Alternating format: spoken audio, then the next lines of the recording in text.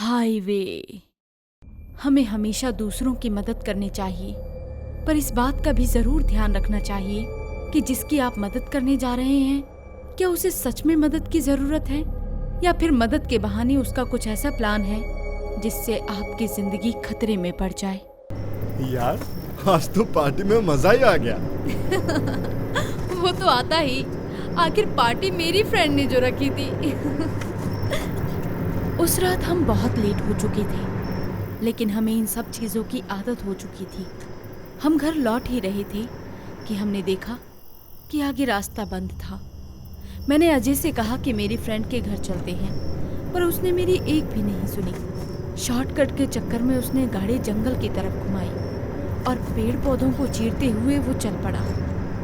जंगल के खत्म होने के बाद हमें एक हाईवे दिखा, जहाँ एक टूटा हुआ बोर्ड लगा हुआ था। मैं सिर्फ बोर्ड की आखिर पर लिखे हुए शब्द पढ़ पाई, जिस पर लिखा था बचो। अजय, मुझे लगता है कि ये हाईवे सेफ नहीं है। तभी वहाँ वो बोर्ड। अरे यार, तुम ज्यादा टेंशन मत लो, सब सेफ है। चाहे अजय ने बात हंसते हुए टाल दी, पर मुझे अंदर से अब भी बहुत डर लग रहा था। मैं ये सब सोच ही रही थी कि हमें हाईवे पर एक लड़का दिखा, जिसकी उम्र लगभग 25 के आसपास थी। उसके कपड़े बहुत ही ज्यादा गंदे थे। उसने हमारी तरफ मदद के लिए हाथ से इशारा किया। मुझे लगा कि अजय उसके लिए गाड़ी रोकेगा, पर उसके उलट अजय ने गाड़ी रोकी ही नहीं। ये तुमने क्या किया अजय? क्या तुम्हें वो लड़का नहीं दिखा? अरे प्रिया, तुम्हें नहीं पता, ऐसे लोगों का ना मदद लेने के बहाने कुछ और ही प्लान होता है। अजय की बात सुनकर मैं काफी हैरान थी। कोई इतना कठोर कैसे हो सकता है? पर मैंने अजय की एक नहीं सुनी और उससे जबरदस्ती उस लड़के की मदद करने के लिए कहा। किसी तरह से अजय मान गया और उसने गाड़ी पीछे लेते हुए उस लड़के के पास रोकी। उस लड़के का नाम नितेश था। उसने हमें बताया कि वो लेट नाइट जॉब करता था और उस रात वो अपनी बाइक से लौट ही रहा था कि कुछ गुंडों ने उससे उसका सब कुछ छीन लिया। उसने हमसे कहा कि हम उसे उसके घर पर छोड़ दें, जिस पर अजय ने कहा, अरे प्रिया, इसकी मदद करी तो हम। मेरी वजह से हुई परेशानी के लिए आप प्लीज मुझे माफ कर दें। नहीं नहीं नितेश, ऐसी कोई बात नहीं है। अब अजय तो सिर्फ इतना ही कह रहा है कि हमें तुम्हारी मदद करके बहुत खुशी होगी। ना जाने क्यों उस वक्त मुझे लगा कि कुछ बहुत भयानक होने वाला है, पर किसी की मदद से आखिर क्या ही बुरा हो सकता है। इसीलिए मैंने इन सब बातों को सोचना बंद किया और नितेश को पीछे बैठने के लिए कहा।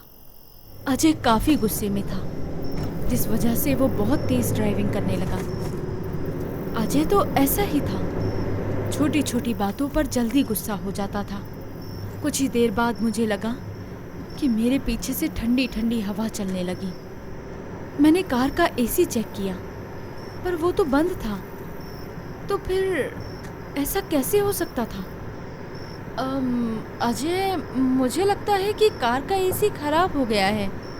अजय मुझसे काफी गुस्सा था, इसीलिए उसने मुझे कोई जवाब ही नहीं दिया। मैंने पीछे मुड़कर नितेश को देखा और उससे इशारे में पूछा कि वो ठीक तो है ना। उसने भी ओके का इशारा किया, पर तभी मुझे उसके हाथ पर एक डरावना टैटू दिखा, जिसे देखकर मैं काफी डर गई। मुझे भी लगने लगा कि अजय सही कह रहा था। मैं अजय को ये सब बताने ही वाली थी कि अचानक से हमारी गाड़ी खराब हो गई। प्रिया, ये सब तुम्हारी वजह से ही हो रहा है। बिना वजह ही अजय मुझ पर गुस्सा करने लगा। मैंने उसे कहा कि अभी इन सब बातों का समय नहीं है, उसे फौरन जाकर मदद ढूंढनी चाहिए। अजय ने अपना सारा गुस्सा नितेश पर उतारा और उससे कहा कि वो भी उसके साथ मदद ढूंढने के लिए चले। मुझे ये सब बिल्कुल भी अच्छा नहीं लग रहा था। वो दोनों कार से बाहर निकलकर मदद के लिए बहुत दूर जा चुके थे। मैं उन लोगों के वापस आने का इंतजार करने लगी।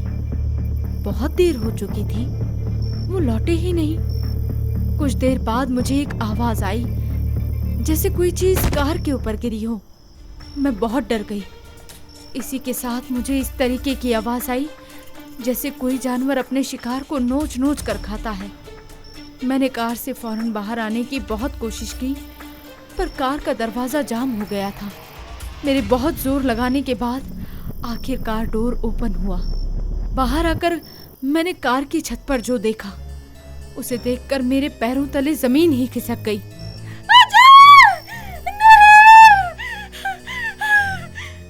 कार की छत पर अजय की लाश थी, जिसके हर जगह से चीथड़े उड़े हुए थे। मुझे कुछ भी समझ नहीं आ रहा था कि मैं अब क्या करूं। मैं आसपास मदद के लिए पागलों की तरह किसी को ढूंढने लगी, पर कोई भी नहीं था। तभी मुझे पेड़ के पास किसी आदमी की परछाई दिखी। कौन है वहां पर? तुम जो भी हो, प्लीज मेरी मदद करो। मैं उस परछाई की तरफ गई और देखा कि वो और कोई नहीं, नितेश ही था। उसे देखकर मुझे थोड़ी राहत मिली। मैंने उसे सब कुछ बताया और उसे अपने साथ आने के लिए कहा, पर उसने मुझे मना कर दिया। इसी के साथ वो जोरों से हंसने लगा। पहले उसकी बारी थी, अब तुम्हारी है। मुझे कुछ भी समझ नहीं आ रहा था कि आखिर हो क्या रहा था, लेकिन इन सभी सवालों के जवाब मुझे कुछ ही देर में मिलने वाले थे। मैंने देखा कि नितेश के हाथों पर बना टैटू चमकने लगा और देखते ही देखते नितेश एक भयानक जीव में बदल गया और धीरे धीरे मेरी तरफ बढ़ने लगा। देखो, देखो तुम जो भी हो, प्लीज मुझे छोड़ दो। आखिर मैंने तुम्हारा क्या बिगाड़ा है? हाँ? मेरे बहुत पूछने पर उसने बताया कि वो अक्सर लोगों को ऐसे ही बेवकूफ बनाकर उन्हें जान से मारकर खा जाता है। उसने ही अजय को भी मारा था। ये सब सुनकर मेरे पैरों तले जमीन खिसक गई। मैं फौरन कार की तरफ भागी। वहां पहुंचकर मैंने देखा कि अजय की लाश कार की छत से गायब थी। मैं उसे ढूंढ ही रही थी कि मुझे पीछे से नितेश की आवाज सुनाई दी। मुझे कुछ भी समझ नहीं आ रहा था कि मैं अब क्या करूं। मैं तुरंत ही कार में बैठ गई और सामने से आते हुए उस जीव को देखा। लेकिन अब मैंने सोच लिया था कि मैं अब अजय की मौत का बदला उससे लेकर ही रहूंगी।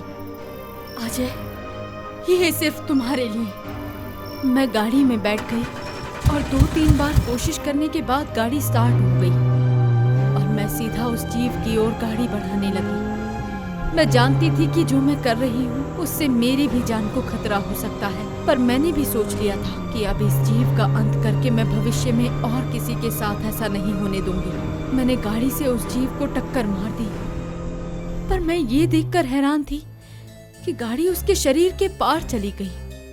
मैंने कई बार उसे कुचलने की कोशिश की, पर कोई फायदा नहीं हुआ। इन सब चीजों से तुम मेरा कुछ नहीं बिगाड़ सकती। मुझे उस समय कुछ भी नहीं सूझ रहा था कि आखिर मैं उसका सामना कैसे करूं। मैंने उस समय समझदारी दिखाते हुए वहां से भागना ही सही समझा।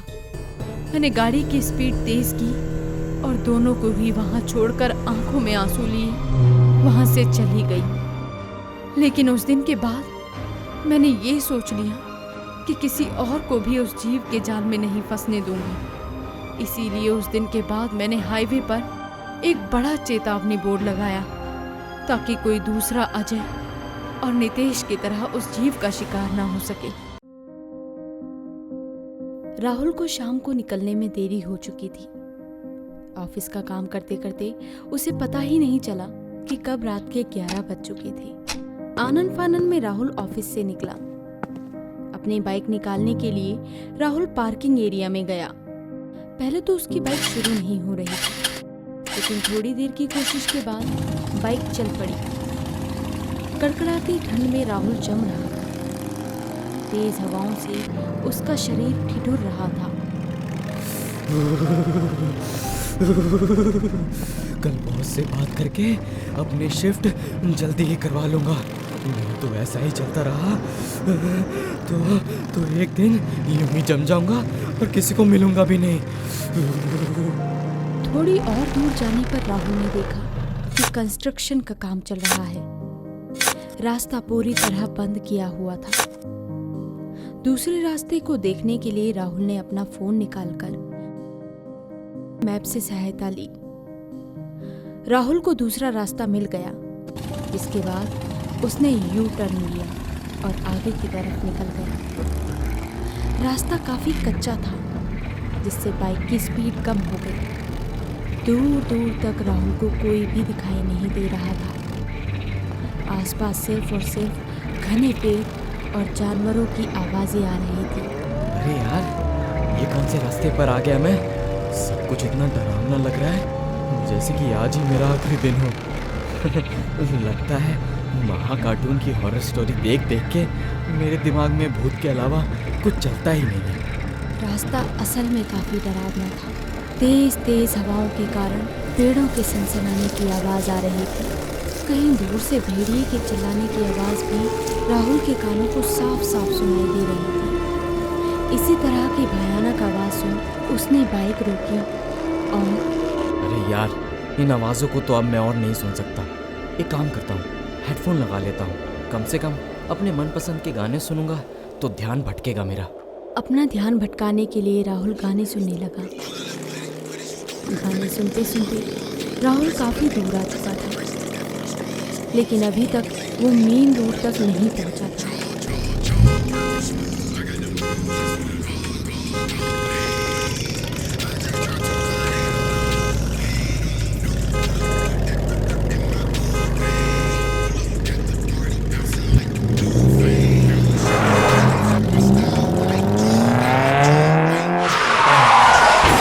हाँ?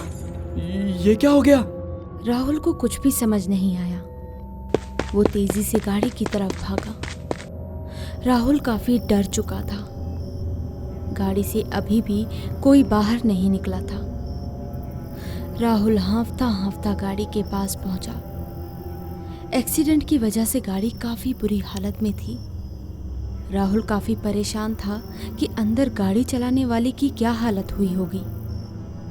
गाड़ी के पास पहुंचकर राहुल ने जैसे ही गाड़ी की खिड़की खोली तो एक्सक्यूज मी, आप ठीक तो है ना? बहरे हैं क्या आप? आपको हॉर्न की आवाज सुनाई नहीं देती? लड़की को सही सलामत देख राहुल काफी हैरान था। वहीं दूसरी तरफ प्रिया नाम की ये लड़की राहुल पर चिल्लाए जा रही थी। ओ हेलो, लगता है सही में बहरे हैं आप। आप कुछ कह रही थी? आप ठीक तो है ना? क्यों, आपको मैं खराब लग रही हूँ क्या? अरे नहीं नहीं, एक्सीडेंट बहुत बुरा था ना, तो मुझे लगा कि मैं मर गई। अरे नहीं नहीं। तो क्या लगा आपको? जी कुछ नहीं। देखिए भाई साहब, गाड़ी में सीट बेल्ट नाम की भी कोई चीज होती है, जिसका उपयोग बुद्धिमान लोग ही करते हैं। जी?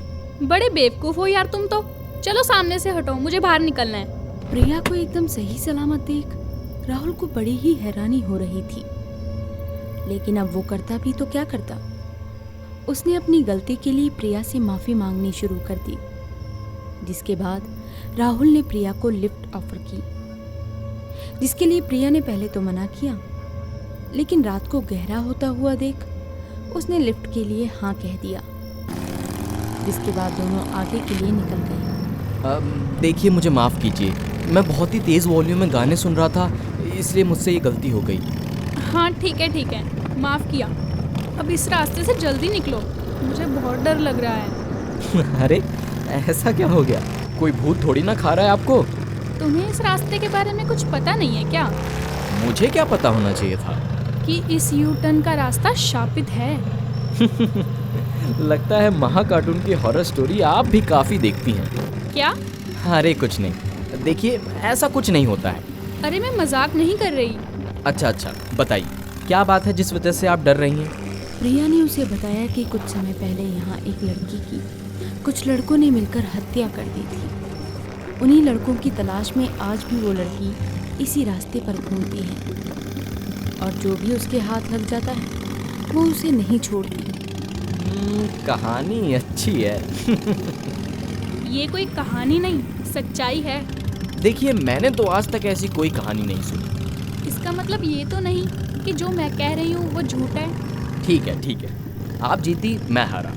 दोनों एक दूसरे से एक दूसरे के बारे में बात करने लगे। काफ़ी देर हो चुकी थी कि तभी राहुल को एहसास हुआ कि वो ही पिछले 10 मिनट से बोले जा रहा है।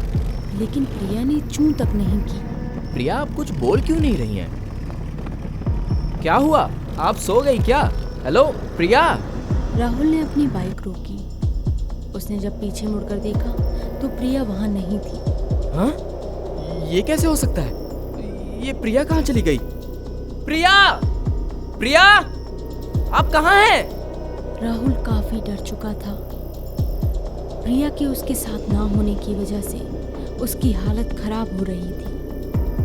उसने हर जगह निगाहें फिराई, लेकिन प्रिया उसे कहीं दिखाई नहीं दी कि तभी पेड़ों की सरसराहट तेज हो गई। ये सब देखकर राहुल के ठंड में पसीने छूटने लगे।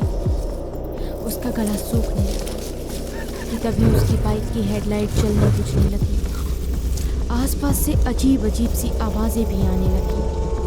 अरे यार, ये क्या हो रहा है? प्रिया जी, आप कहाँ हैं? देखिए, यहाँ मौसम बड़ा खराब हो रहा है। आप जहाँ भी हैं जल्दी आ जाइए। प्रिया ही तो वो भटकती लड़की नहीं? ऐसा कहते ही राहुल की बाइक अपने आप बंद हो गई। उसके सामने एकदम अंधेरा छा गया। उसने जल्दबाजी में अपना फोन निकाला और उसकी रोशनी से अपने आसपास देखने लगा कि अचानक आसपास की सारी हलचल बंद हो गई और एक अजीब सा सन्नाटा चारों तरफ छा गया। राहुल अपनी बाइक चलाने की कोशिश करने लगा, लेकिन लाख कोशिशों के बाद भी उसकी बाइक नहीं चली। राहुल बाइक से उतरा और उसके उतरते ही बाइक अपने आप स्टार्ट हो गई।